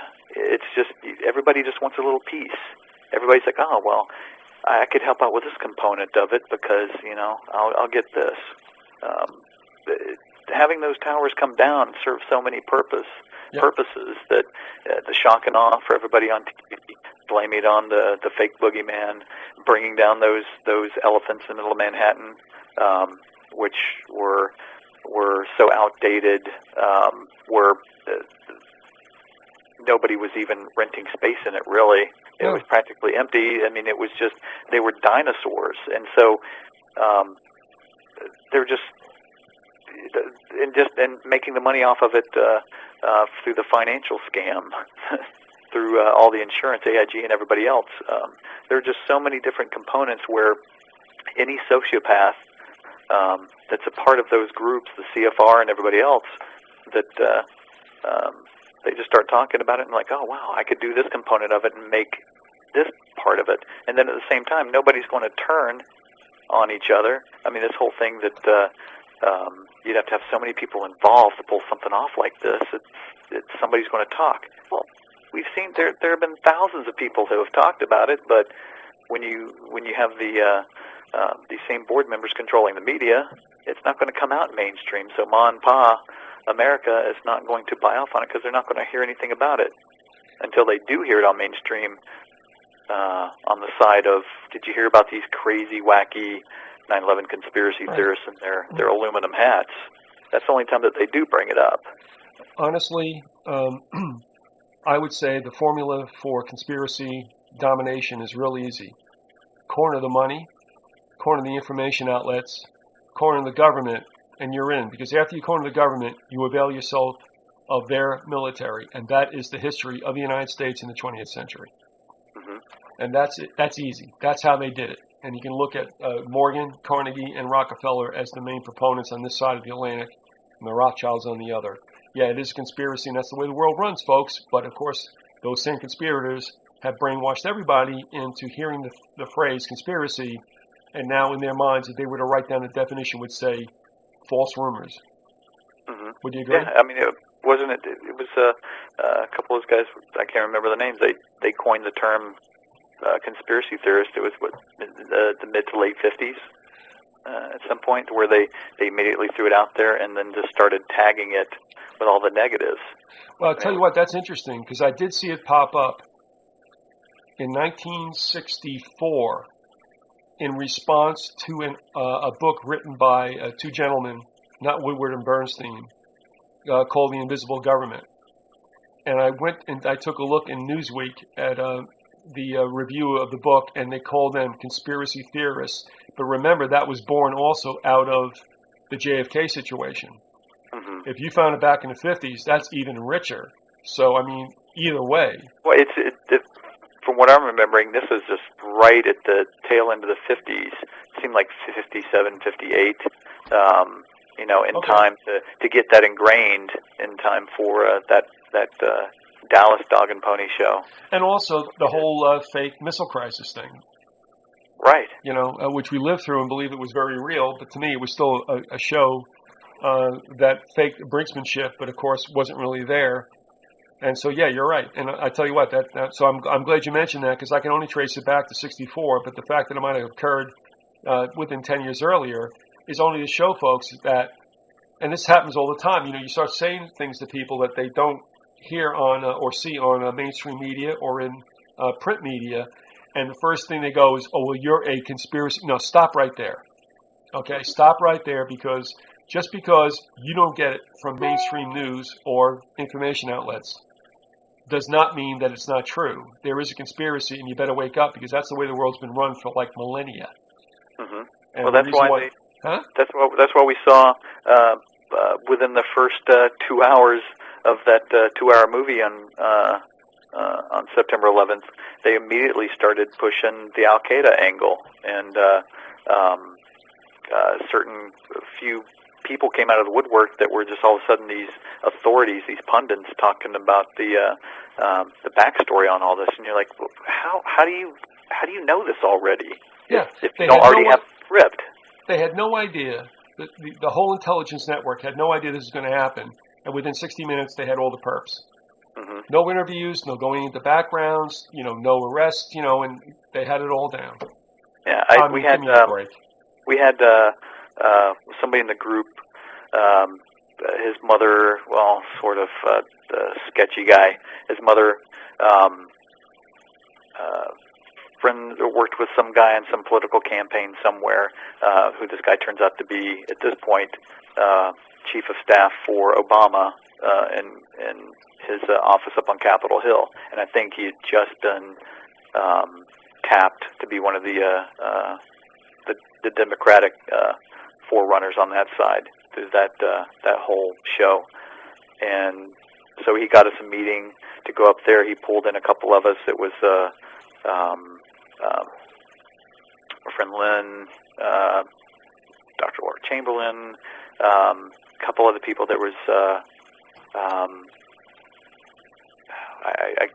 it's okay, I can't help you. Father of Star Wars. I can't remember his name right now. It just escapes me. It'll pop in.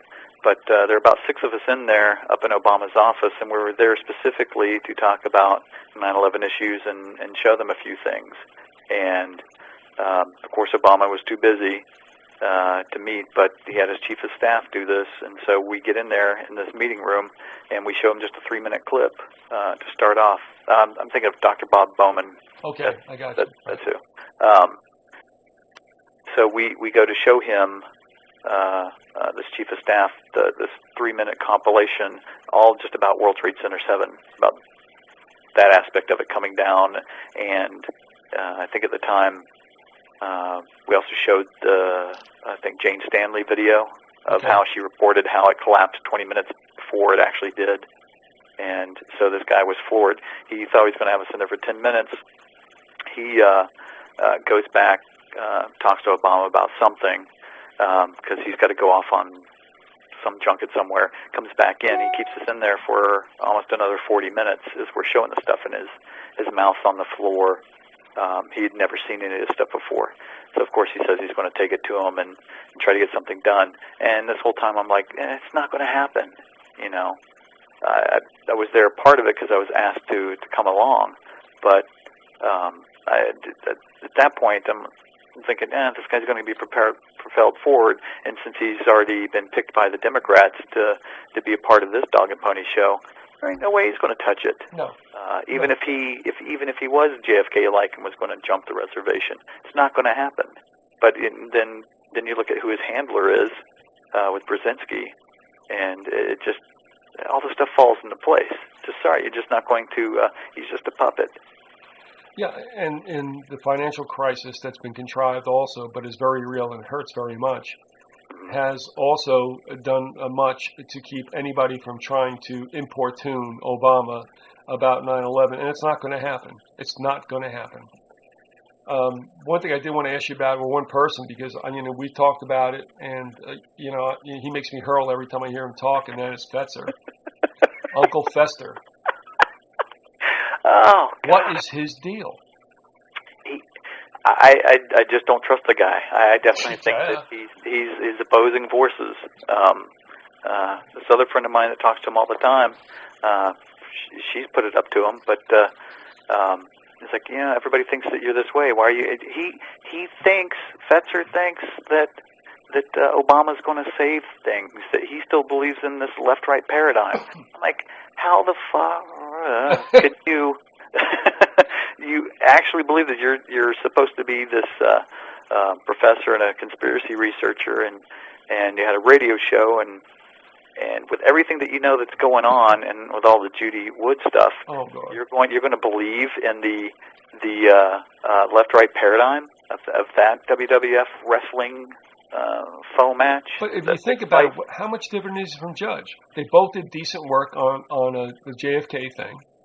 Well, you set yourself up. It's that street cred angle. Right. You do something that gets your background story going, and then the next thing you know, you get propelled through the movement. I mean, and this will tie right back to Fetzer again, that whole Judy Wood thing at the press club with Greg Jenkins, Dr. Greg Jenkins.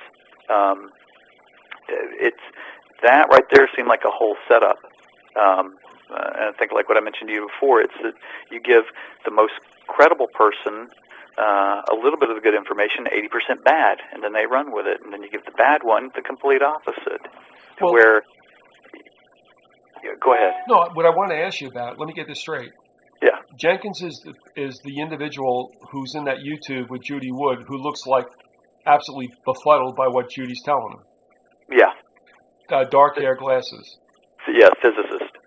Okay. Now I think you intimated to me, and clear this up if you want to, that might have been a dog and pony show too, and/or he apparently had a nose-to-nose with Fetzer, which everybody thinks also was staged. Well, not everybody, but some people do. Well, the few of us that were standing around, because Fetzer had just done this presentation in the press club, and with Judy Wood there, and with his slide show that he talked about all of her stuff, but he didn't let her get up and speak. That was a plus. Yeah. Well, they had scheduled, Greg had scheduled this interview to do afterwards with her. And so Fetzer's up against the wall. They're in the other side of the press room. There's about 10 of us in this room from the group watching. And I didn't know that this component was going on, but I'm like, oh, okay, sure. I'll go watch this part. And as it starts going in, it's completely different than the feeling you get. It's bad enough watching the video. It's just kind of painful to watch.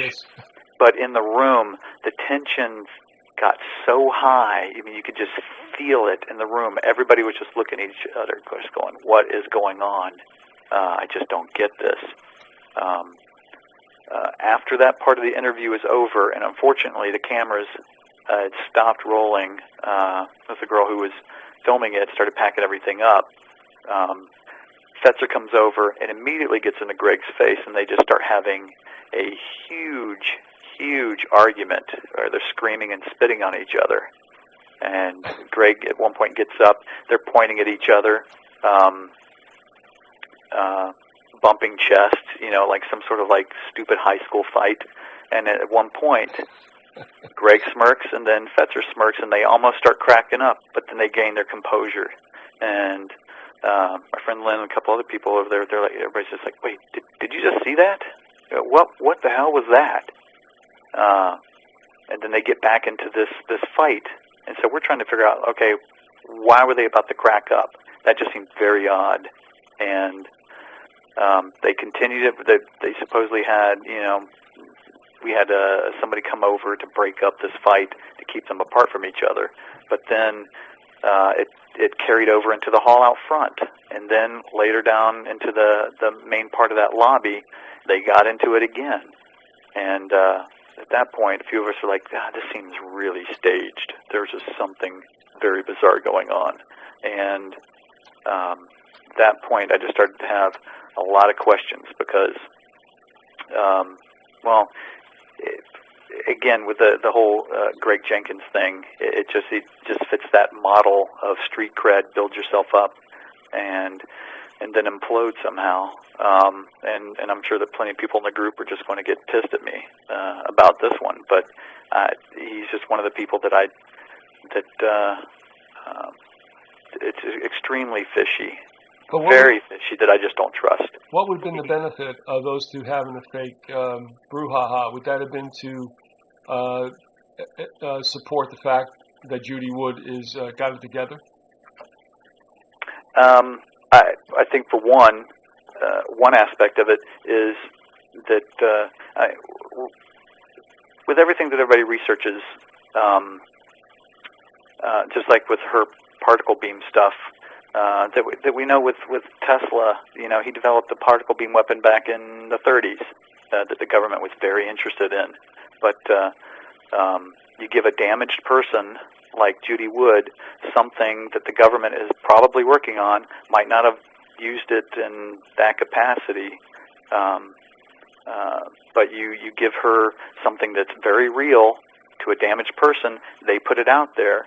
Next thing you know, you've got this crackpot running around talking about something that's a very real DOD kind of black project that you immediately give it the tinfoil hat stamp of approval. So it's almost a way of telling people, don't look at anything outside of controlled demolition or anything else that fits this left-right fight that's going on all over the place in these 9/11 movements with their research. You can only look at two different things. You can't bring in some outside idea, science research, anything else. It's just taboo. So I think that was set up to make any kind of outside theorizing out of what the official 9/11 movement deems appropriate to talk about. I don't think that personally particle beams, space platforms were involved in something like that. I don't think you would need it to bring down those kind of towers for what we saw. But yeah, the technology exists, but we're not going to be able to talk about it, and we're certainly not going to be able to prove any of it.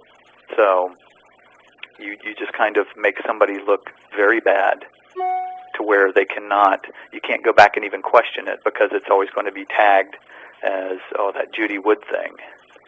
So you just kind of kill it right from the get-go. So you have somebody who's a supposed preeminent research physicist attacking her absurd theories, and then you have her handler, Fetzer, doing the whole good cop, bad cop kind of thing again, the same scenario. So you just kind of get it to implode right from the get-go. Well, I'll tell you what, he was late to the show. He came in, I don't know how many years after, 2001, because I had interviewed him about Kennedy a couple of times, and the last time it was about Wellstone. Uh-huh. My memory may not be correct, but I think at that time he thought that 19 Arab hijackers were involved. He made a comment about it. I don't remember. That's what strikes me. I may be wrong, but so I mention it because I think I'm right, but I have to go back and take a look. But still in all, he comes late to the show, and as I've said, he jumps to the head of the food line. And I'm like, well, so why am I listening to this guy? Because he's a professor emeritus at Minnesota Duluth. So what?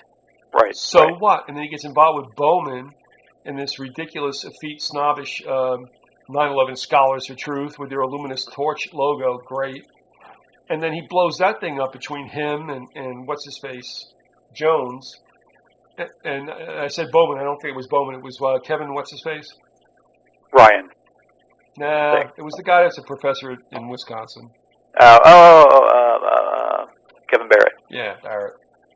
And I'm like, okay. And if you look at Barrett's side, he's all into one world religion and all this stuff. So it's like, where are you going with this?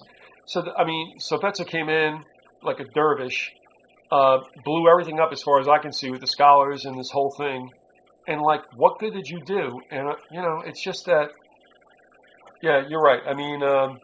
Well, they just created, with what they did with the Scholars Group, they just created another faction of the left-right paradigm, where you get the two fighting, competing camps, to where you can only talk about these two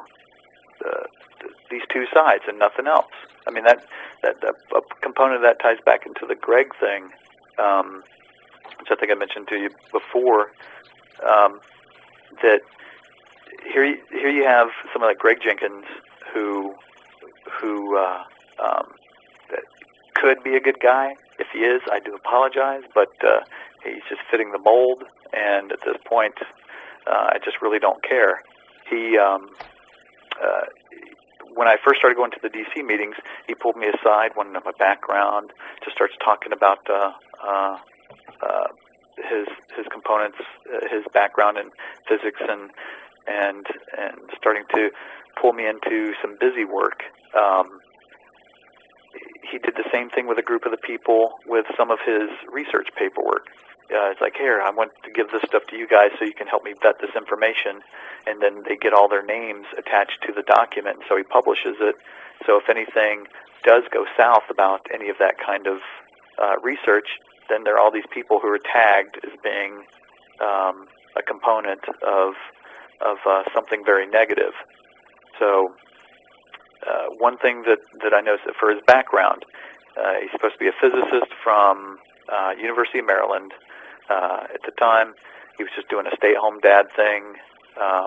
His wife was working, and all he did was play jazz gigs. He got out of the physics thing for about 4 years while he was in the DC group. So he's playing jazz gigs. This physicist, here, I've got some ideas. Let me just take 4 minutes of your time in the group, talk about the stuff about controlled demolition. And then it seemed like every meeting that we had, he would spend almost an hour going over, as if it was a physics class, building himself up to the point to where he's publishing these papers. He does the Judy Wood thing, that interview that makes him look good through the blog circles. Next thing you know, you've got Jones, Stephen Jones, mentioning him and his great physics work on CNN and Fox and some of these other places, naming him by name and his physics background. Dr. Greg Jenkins this, to the point to where it seems like he's building his street cred. Right. And then I started noticing that with my friend Aaron, at one of the meetings, this lawyer came into the library where we were having a meeting, and the guy was interested in some of the information, just wanted to sit back and kind of soak it in. Aaron starts talking to him. He's like, oh, if you want any information or have any questions, just ask me. Here's a DVD or some other information you can read. Immediately, Greg goes over there in the middle of this conversation, inserts himself, and just starts blathering on about physics and controlled demolition, and completely freaks the guy out. And we've seen him do it a couple times. So what Aaron and I did was bring in a friend of mine into one of our DC meetings, and we're like, okay, we're going to go in.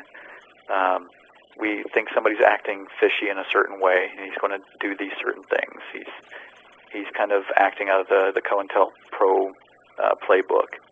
So we brought him in, pretend that you're new to the 9/11 stuff you just heard about the meeting. You come in late, and so our friend comes in about 30 minutes late to the meeting, and we wound up getting kind of two people at the same time. Dave Schlesinger was acting the same way. He's got a fishy background as well, kind of the same as Greg's.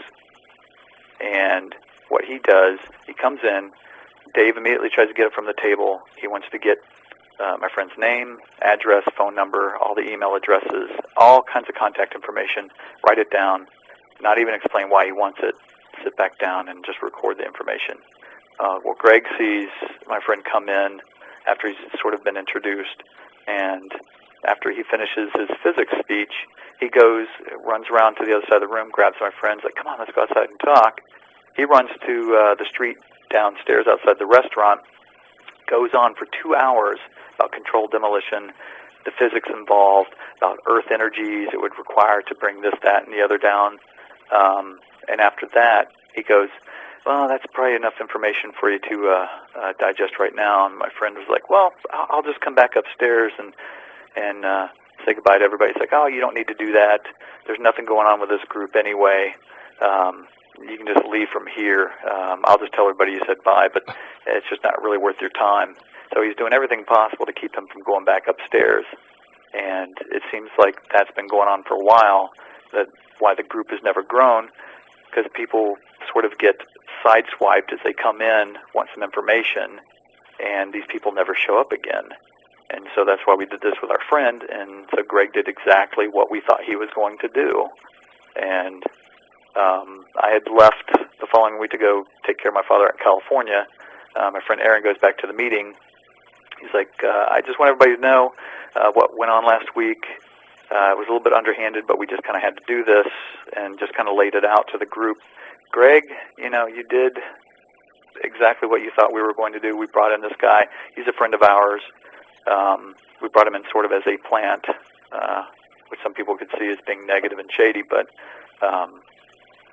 we brought him in because you're acting shady, and so it's somebody else. And we just wanted to see if you're going to do exactly what we thought you were going to do, and you did. And you scared this guy off. You held him outside the group and went through the whole thing. And when Greg heard this, he just, Aaron said that he just kind of put his hand in his face, started rubbing it really hard, rubbing his hair, pushed his hands through his hair, and it seemed like after that point, I think it was a couple weeks after that, he just stopped coming to the group meetings.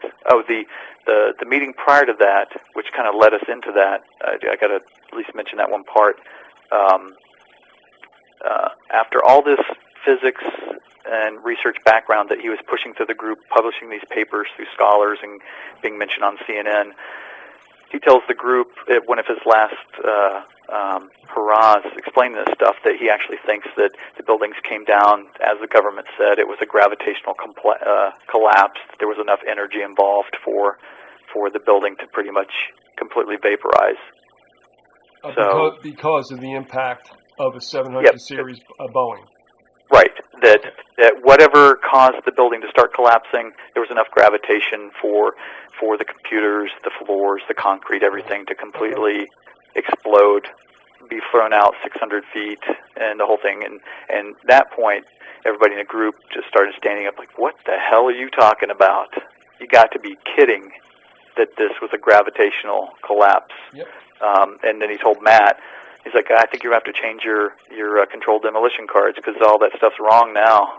You're going to have to reprint this with some new information. Everybody was freaking out. So it was right after that we brought our friend in to do this, that after that, Greg kind of disappeared for a couple weeks. He shows up at the John Judge event. Nobody recognized him because he had completely shaved his head to skin, practically, just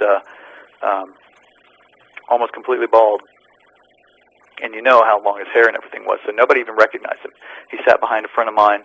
At the end of the meeting, everybody says, oh, Greg, we didn't realize you were here. And he didn't say anything the entire time. He just kind of stared at John Judge. And from that point on, he was never to be seen again.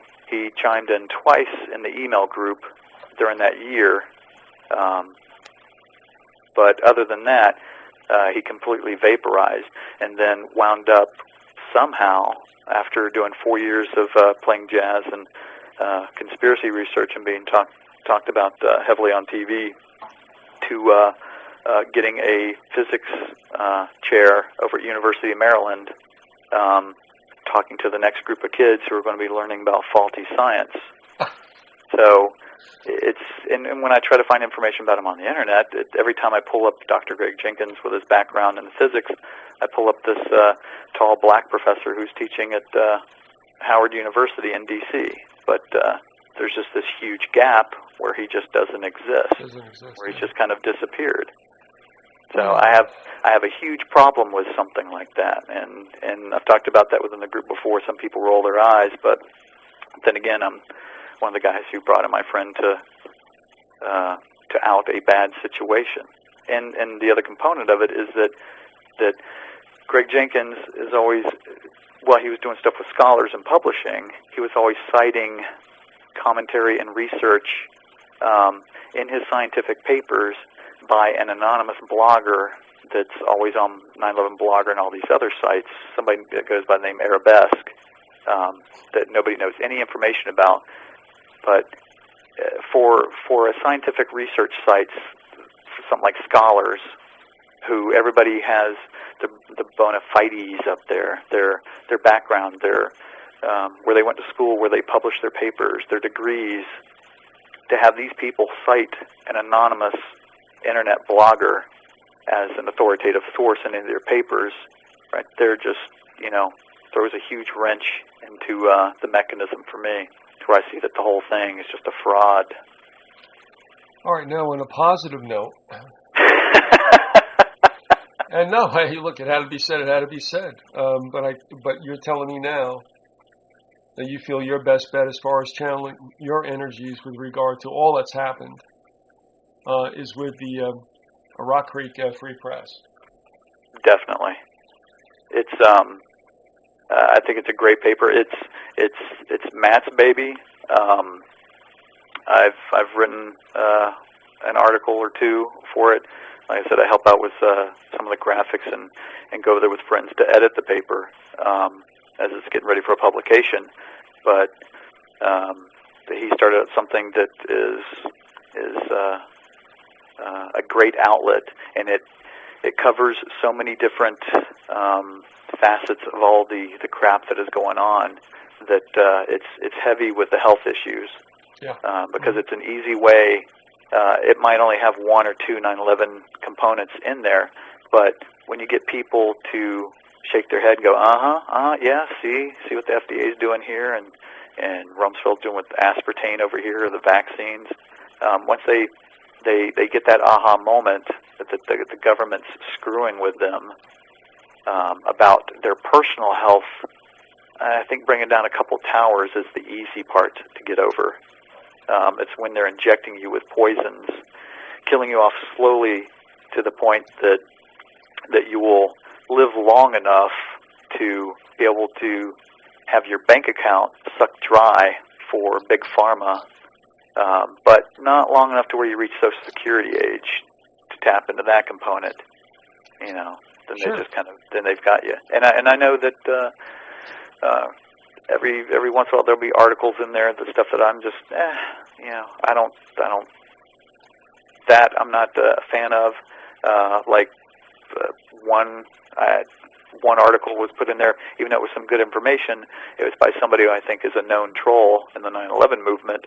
But again, some of these people will still put out good information because they're building up their street cred. So the article is good. I just don't trust some of the people behind some of those things.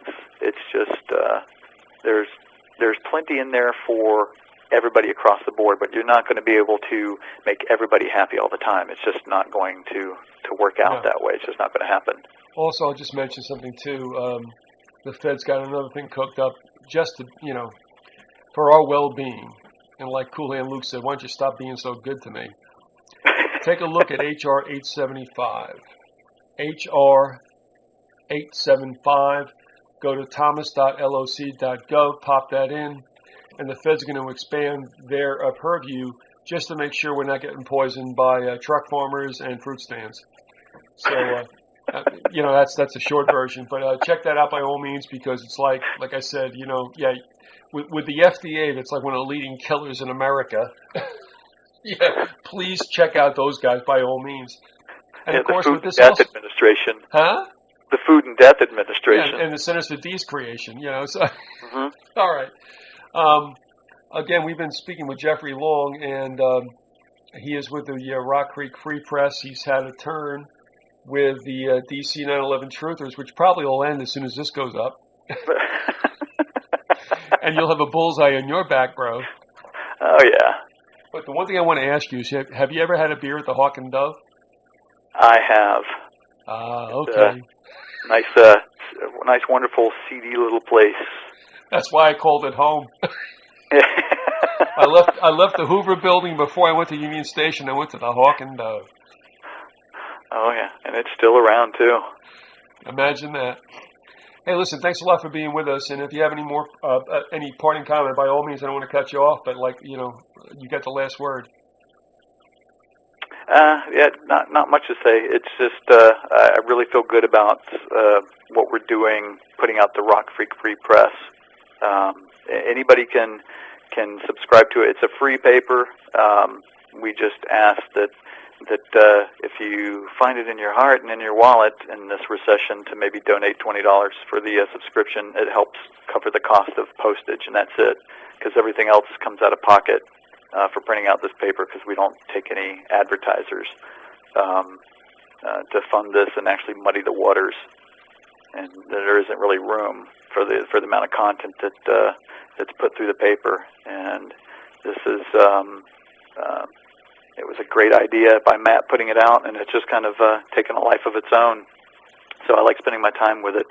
And like you said, I'm sure I've ruffled many a feather in the DC group, specifically Greg Jenkins. But we'll see if an email pops in from him through there, or if I get a personal email. We'll see, since all this stuff is kind of monitored anyway. But I just don't think that, like with what Andy and Herb are doing, they're doing it right. It's when you don't have a huge group with board meetings, you actually get things done, and you can talk about topics that are on the fringe, even for groups talking about known conspiracies. There's still too many control mechanisms and personalities involved that everybody's afraid of stepping on somebody's toes. But for everything that's going on, as bad as everything's getting, I'm just not really worried about that anymore. Yeah. The information's just too important, and if anybody's bothered by it, they can just grab me at the next meeting and When you're next. ask what's going on. But they've gotten plenty of my rants and emails, so they know exactly where I'm coming from. All right. Well, listen, if all else fails, you know where you can find me.